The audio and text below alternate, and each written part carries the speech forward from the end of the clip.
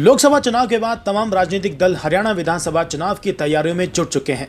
ऐसे में चर्चा करें लोहारू विधानसभा क्षेत्र की, जो भाजपा सरकार के मंत्री का गढ़ माना जाता है।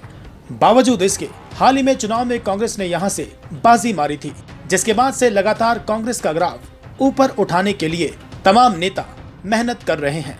हालांकि लोहारू का एक ऐसा नेता जो कि भूपेंद्र व दीपेंद्र हुड्डा का बेहद खास तो है ही, साथ ही उसकी दावेदारी भी सभी नेताओं पर भारी पड़ रही है। हम बात कर रहे हैं कांग्रेस प्रदेश प्रवक्ता युवा नेता नरेंद्र राज गागड़वास की, जो लगातार पार्टी को मजबूत करने व नीतियों को आम जन तक पहुंचाने का काम कर रहे हैं। फिलहाल नरेंद्र राज हरियाणा मांगे हिसाब यात्रा की तर्ज पर लोहारू मांगे हिसाब यात्रा भी चला रहे हैं। यात्रा के माध्यम से लोहारू विधानसभा के हर गांव, हर घर, हर व्यक्ति तक पहुंचकर लोगों को जागरूक करते हुए भाजपा सरकार व मंत्री से उनके कार्यकाल का हिसाब मांग रहे हैं।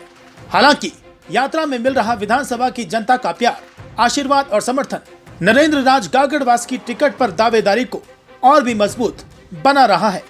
पहले आप खुद सुन लीजिए कि किस तरीके से नरेंद्र राज गागड़वास अपने कुनबे के बीच सरकार को खरी खोटी सुना रहे हैं।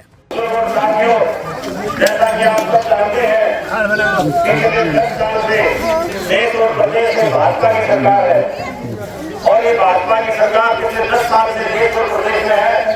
जब ये भाजपा के लोग आज से 10 साल पहले हमारे बीच में वोट मांगने के लिए आए, तो आपको पता है कि कितने बड़े बड़े लोग उठाने वायदे किए थे।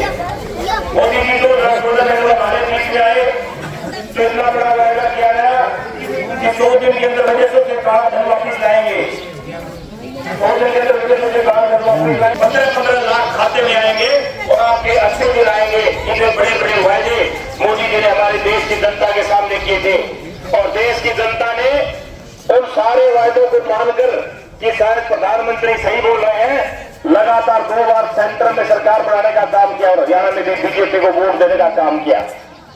हालात ये है, आज 10 साल हो गए, आज उन बातों का कहीं कोई जिक्र नहीं है। आज जब भी कोई चुनाव आता है, आज जब भी कोई इलेक्शन, कहीं भी बाई इलेक्शन होता है, तो ये भाजपा के लोग आज गरीब मजदूर किसान व्यापारी को याद नहीं करते। आज जब भी कोई चुनाव आता है तो जिक्र करते हैं भारत पाकिस्तान का, जिक्र करते हैं हिंदू मुसलमान का, जिक्र करते हैं मंदिर और मस्जिद का, जिक्र करते हैं जाति मजहब का।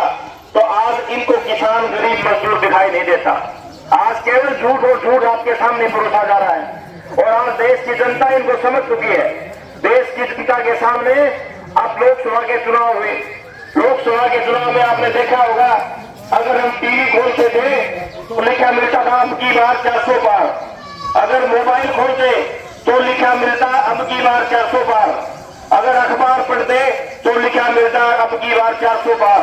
लोगों को भ्रमित किया गया 400 पार के दायरे से, लेकिन एक और नारा दिया कि अगर अब की बार हमारी 400 सीटें आ गई तो देश का संविधान ही बदल देंगे, और ये सच्चाई भी है।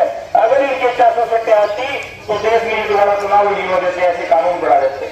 लेकिन जनता देश की जागरूक है, और जनता इनको समझ के जनता ने 400 पार को बहुत दूर की बात है, 250 भी पार नहीं होने दिया, और इनको लटक पटक के सरकार बनानी पड़ी। ऐसे ही इन्होंने जब हरियाणा प्रदेश के चुनाव में पिछले साल 2019 में, तब भी इनका एक नारा था कि अब की बार 75 पार, और एक जेजेपी पार्टी बनी थी नई, उसका नारा था कि अब की बार जुमला पार, और चुनाव होते ही दोनों बन गए पक्के यार, और चंडीगढ़ में बड़ा दी भ्रष्ट सरकार जनता कर रही थी हाहाकार। ये थी भाजपा और जेजेपी की सरकार। तो बुजुर्ग और साथियों, इनके पिछले 10 साल के कामों से आज जनता संतुष्ट नहीं है। आज जनता बदलाव चाहती। आज देश के अंदर सबसे बड़ी कौम 2 कौम है, एक वो किसान जो सर्दी गर्मी में अपनी फसल पैदा करता है और पूरे देश का पेट भरता है, वो किसान जो हम सब हैं। दूसरा इस देश का जवान जो दिल्ली की सीमाओं के ऊपर, बॉर्डर के ऊपर हमारी रक्षा करता है ताकि हम चैन से बैठते हैं, चैन से जीते हैं, तो उस जवान की वजह से जीते हैं। लेकिन इन्होंने उन जवानों के ऊपर भी कुठाराघात करने का काम किया। आपको बताते चलें कि नरेंद्र राज गागड़वास ने 2016 में जिला परिषद चुनाव में निवर्तमान चेयरमैन को चुनाव हराकर राजनीति में कदम रखा था, जिसके बाद निरंतर सियासी रूप से सक्रिय रहे और काफी समय तक इनेलो पार्टी में युवा प्रदेश प्रभारी जैसे बड़े पदों पर काम किया। तो वहीं पिछले 3 वर्षों से लगातार हुड्डा के नेतृत्व में कांग्रेस को खून पसीने से सींचने का काम कर रहे हैं। लोहारू मांगे हिसाब यात्रा की तस्वीरों को देखने के बाद ये कहना भी गलत नहीं होगा कि नरेंद्र राज गागड़वास आज के दिन लोहारू विधानसभा की पहली पसंद बने हुए हैं। युवा बुजुर्गों के अलावा मातृशक्ति का समर्थन और अटूट विश्वास उनकी कांग्रेस टिकट पर दावेदारी को और भी पक्का निश्चित कर रहा है। अपने पिता राज गागड़वास के नक्शे कदम पर चलते हुए नरेंद्र राज ने आज जनता के दिलों पर गहरी छाप छोड़ने का काम किया है और युवा सोच के बलबूते आज उन्होंने कांग्रेस टिकट के दावेदारों को पछाड़ते हुए बढ़त बना ली है।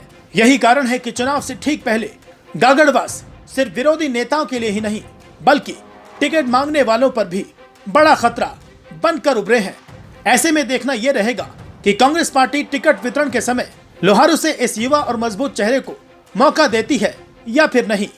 क्या वास्तव में इस बार भाजपा के मंत्री के गढ़ में बदलाव देखने को मिलेगा, ये देखना दिलचस्प रहेगा।